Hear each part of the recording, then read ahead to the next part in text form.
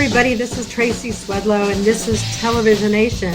I am very, very happy to have Marco Frazier from Insight TV. Welcome to the show, Marco. Thank you very much, Tracy. It's a pleasure to be here with you today. Hopefully my broadband will keep up with us today. Okay, we'll work around it. You are from this company, and you're the SVP at Insight TV Studios US. That means you're definitely involved in content strategy and or production. And, you know, being in the content business right now, you are needed, and also it's so difficult, right, to provide all of that content, and yet everybody needs to feed their networks. So we want to hear a little bit more about why Insight TV is an interesting company right now. What I understand, it's an adventure-oriented content network. So, and you're 4K ready, HDR. So tell us a little bit more about Insight TV, if you will. Absolutely. Thank you, Tracy. So yes, I am the SVP of Insight Studios US, and I also look after our operations in North America. So Insight TV, for those of you who haven't heard of us, is a 4K producer of channels and content. And we have linear channels in 4K, linear channels in HD, and we also do programming sales as well too. And I'm very blessed at the job that I do, being able to look after co-productions as well. Certainly in the environment that we find ourselves today with coronavirus, things are a bit challenging in terms of logistics and everything being on pause. But Insight TV, I think, is actually in a pretty good position for a number of reasons. Number one, we actually own our IP and our content. So in terms of the content that we've already produced, already shot, we have full access to implement that across any platform that we'd like, from 4K pay channels to AVOD channels to OTT to programming sales. So we have a diversified revenue stream. And in terms of the co-productions that were underway, it is unfortunate that they've been a little bit delayed, but I think all of them are still on target to get produced. We just announced a few months ago our third co-production with Vice Media, and this is for the Invictus Games. This is a competition started by Prince Harry when he was still under the title of Prince. He and Meghan Markle were very supportive of war veterans that have unfortunately had horrific injuries through service to their country. And this is a game that's been set up to help rehabilitate veterans and show the amazing things that people can do when they really set their minds to it. So this is just one example of the kind of programs that Insight produces. Everyone's looking for positive, uplifting content right now. A lot of people need that kind of storytelling. Absolutely. And with live sport having gone away, I think that we're also quite fortunate we're in the adventure action sport category. So we have a ton of content that's ready to go. With that, maybe I could start a video to let people have a bit more of a feeling and flavor of what kind of programming Insight TV produces. So here we go.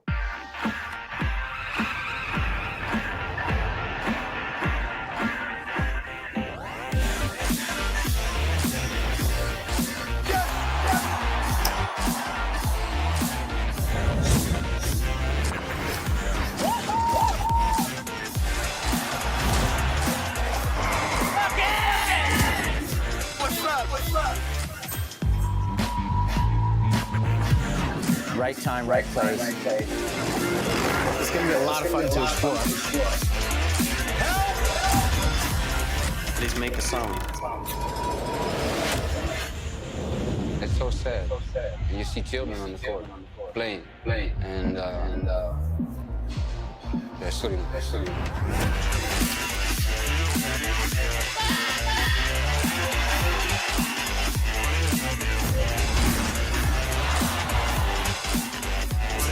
This is what we like.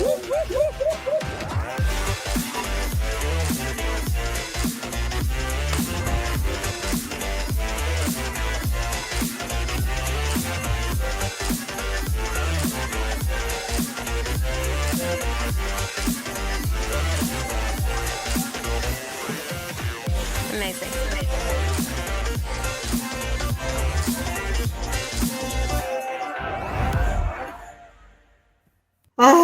want to be out there right now? Yeah, there's some great shows there. Action adventure is, I think, trending right now. Travel is doing really well too with the disruption, people's ability to travel. I think they're just watching travel-related shows has gone up as well too. So I think Insight's very uniquely placed right now to take advantage a little bit of what's happening. And although our productions and co-productions might be delayed right now, our B2B relationships haven't really been affected very much by what's happening here. And that's a significant source of our revenue. And where are you distributed? Which platforms? Well, on a global basis, we're available in almost 50 different countries around the world today with our linear channels. In the US, we're a little bit newer. We do have distribution on pay 4K platforms. 4K, I think, well, the US generally tends to lead in technology and trends. In this particular case, the US market is a little bit behind the international markets with the adoption of 4K content. But that hasn't stopped us by going HD for our linear distribution. We're also working with quite a few content partners, some which we'll announce probably in the next week. I'm sorry I can't announce them today, but we do have existing partnerships with LG, Samsung, and quite a few others to get our content out there. Here's a random question for you. I mean, on one hand, I'm interested in whether or not you are exploring the idea of having these athletes or other types of people you're in touch with record from home, sort of keeping in touch with some existing content creators that you're interacting with all the time, whether they're doing something or not, hopefully not right now. And also VR. Is that an opportunity, or there? I mean, maybe that's too far in the future, especially in 4K. So let's forget that for now. But is that something you're doing? Are you pursuing exploring that kind of like conversations like this with your content creators, or not? Tracy, that's an excellent question, and part of our philosophy. So we're targeting a Generation Z and millennial audience, and we're trying to find topics that matter to them. We're really looking for the stories that these guys want to hear. We're actually quite a nimble organization and very quick in terms of making programming decisions. So one of the things that we do to decide what we're going to produce is we actually work with social media influencers, as you pointed out. We look at what's trending, what kind of topics are becoming more popular, whether it's e-gaming or droning or urban exploration, and then we can move very quickly to produce those kind of shows. So at this time, we are in discussions and exploring some new formats that involve existing social media influencers.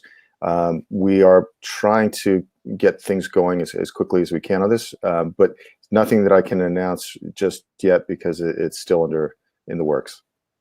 Well, remind me to put you in touch with an incredible content creator as a drone master, high-speed drone master. We'd love to talk to him. Absolutely. Okay. He's in the Bay Area too. So, well, where are you located, by the way? Where are you in your home office? I didn't even ask. Where? Our office is in New York City. Our U.S. studio is based in New York. And yes, like everyone else, I'm working from home and more or less self-quarantined Yeah. in a New York apartment. But at least I've got a nice view of the skyline. Don't get on the subway. Okay. So you said you had some statistics to show us, or some information you wanted to share with us, research that you've done? Absolutely. Insight TV, again, to answer your question about why we're uniquely positioned to thrive in the current Corona environment, I think it is positioned to take advantage of some mega trends that we're seeing in the US. So these trends are not very dissimilar to what we're seeing in other parts of the world, but they're quite specific to the US. So if we I can bring it back. Started on slide 1. So as everybody knows, pay TV subs are declining quite quickly. This slide, if you take a look at the very last column over here, 2025, shows you how quick and precipitous that decline is. And while that is certainly bad news for the incumbent, I think it's a little bit less so for newer market entrants like Insight TV. Here's another slide that takes a look at the cord cutting from a different angle in terms of how quickly people are accelerating canceling their pay TV subscriptions. This is something that I think is quite interesting because not many people in the US are really talking about it now. There isn't that much attention there. But I think it's actually worth spending a minute to talk about this. The amount of advertising that is being spent on connected TVs is actually growing quite significantly and is expected to continue to grow over the next few years. While the current corona environment has caused a temporary dip, or at least we feel that it's a temporary dip in advertising revenue, I don't think that that's necessarily the case for some of the other kinds of advertising that's happening, for example, through connected TVs. And through our and quite a few other companies, we've got an amazing amount of deal flow that's been happening the last couple of months. Quite a few deals before the end of this next month, before the end of April, which will help us take advantage of that. But in general, what everyone is talking about is this huge investment in content. The OTT players, whether it's new entrants like Peacock or massive new entrants like Apple with their Apple TV Plus, spending $6 billion, or the other guys who we all know are spending a lot of money. There's so much money into content production, and that's exactly where we are in that sweet spot. And the last slide I'll show you, so not bore you too much with the slide, but just a look at how the landscape has been shifting, sort of away from the traditional MVPD players, and it is becoming a crowded marketplace. But this sort of shows you across the different categories here, from pay TV, paid streaming, free streaming, paid VOD, and so on, how the marketplace is shaping up. And I think that companies that are nimble and fast enough and recognize these opportunities early, and maybe less encumbered by traditional relationships and partnerships, will be in a good position to grow their business going forward. And that's where I see Insight TV. I know a friend of mine just out of the blue just said, oh, I bought a TV. This is someone who is normally against TV. Why do I have a friend who's not TV friendly? I don't know. But she's a great friend of mine, and she's got 3 kids. And now a TV, a big TV, is necessary. So there's a lot of opportunity. What's your projection for interest in adventure TV? Not only in light of coronavirus, but going forward, if there are more TVs in the market. Have you done any sort of projection analysis about that? Or is that, maybe that's too future forward? No, I don't think it's too future forward at all. And actually, we are in the middle of doing some research right now in terms of analyzing the volume of adventure sports content that's being produced and consumed. Because we definitely agree with you that there is a trend towards that. And we're trying to quantify that a little bit more. It takes a little bit of time to put that together, but we're definitely seeing the evidence for that. And to answer your question about where Insight TV sits in those slides I was showing, you're right. We didn't have a box for us on there, but I think we're positioning the company to sit across the various categories. So whether that's through the partnerships with the smart TV producers, whether it's through traditional pay linear distribution with the MVPDs, or whether it's through partnerships with platforms, say, for example, like Pluto or Tubi or other platforms that we're talking to and hoping to work with in the near future. We want to be across all those different categories. And, since you're so good at providing content about millennials and Generation Z, those people are, very social ready. So what are you doing as an organization to get that content out there that's maybe not in 4K, to adapt to changing the consumption, right? Everybody wants to potentially get that same kind of content on their phone. So what are you doing? Are you getting into text? Are there campaigns going on? Are you creating interactivity or social watch parties? I mean, where's the innovation happening? And what should you be doing, or what do you think you'll do going forward? What are the opportunities, I should say, for getting your content out the door when people need this kind of content now? Excellent question, Tracy. What we're seeing is a huge opportunity for growth of our brand and our content through digital channels. So we recently launched digital versions of some of our brands and sub-brands. So besides Insight TV, we have In Short, which has just been launched. Quibi is also launching this month, dedicated to short form content. So we've definitely also identified that there is demand and an appetite for short form content. And our kind of content, because of the fact that we work with millennials, because of the topics that we cover, because there's a lot of overplay with the social media platforms, is very well suited to short form content. So one of our digital channels is called In Short. We have another one that's called In Wonder, which is dedicated to science and technology. And then In Trouble for the action and adventure categories. And we're actually projecting the highest growth for these digital categories. And it is, although it is all shot in native 4K or even 8K, we're working on a sandboarding series in 8K. It's all designed to be edited into smaller bites, or versions between 4 to 8 to 15 minutes at the most in length, to be consumed on a telephone or any other kind of mobile device, or a smaller device than your big screen, where you'd really see the benefit of the 4K production values. What are you doing to create engagement, like live? Are you doing any live streaming? Is this a plan where there's like chat? Maybe that's something that you might do in the future. What do you think about all that kind of stuff?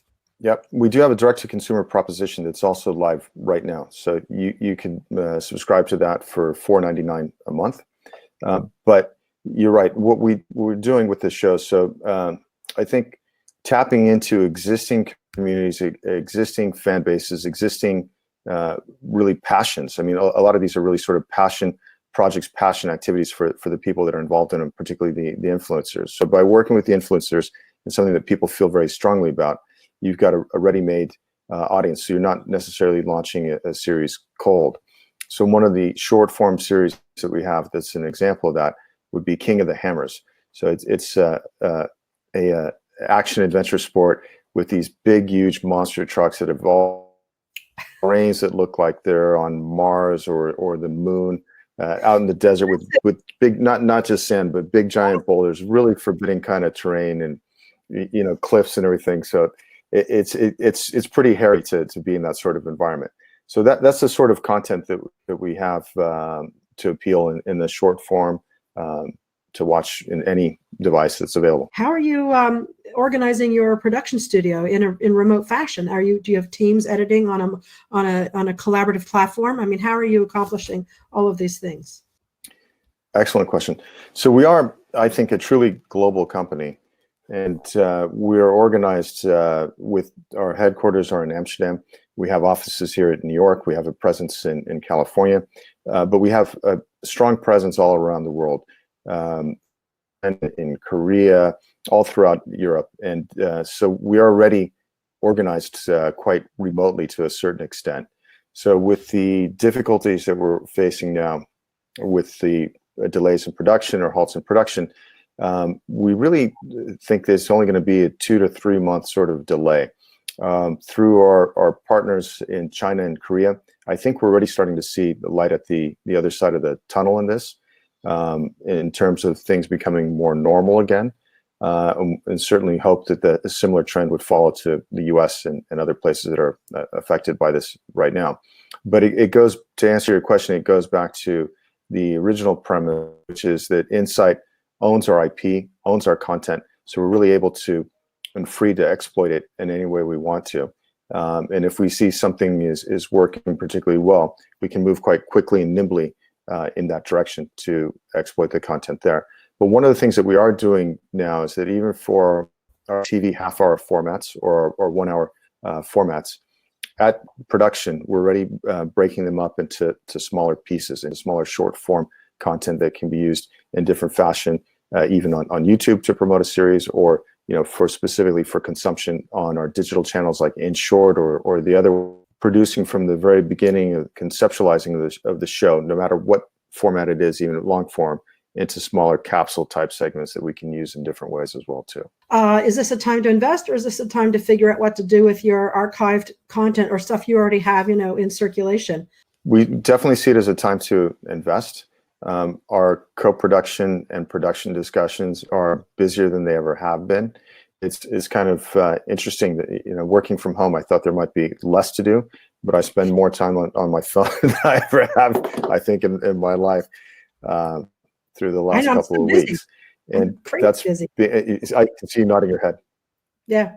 Yeah, so it hasn't slowed us down at all. In fact, it's kind of accelerated things.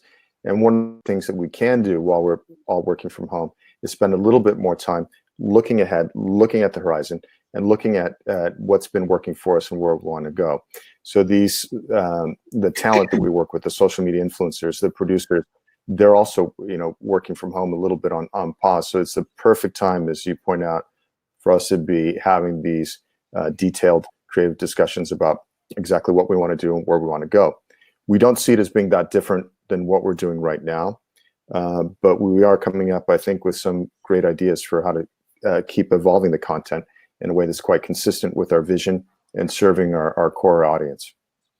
Would it be consistent to invest in content that's already made by these social influencers on, channels on YouTube and making those kinds of deals? Or do you really just want to stick with the 4K high quality stuff that you guys, are producing? We're always open to partnerships with talent, but we do have that one fundamental underwriting technical requirement that all of our content be shot in at least native HD, UHD, 4K or better.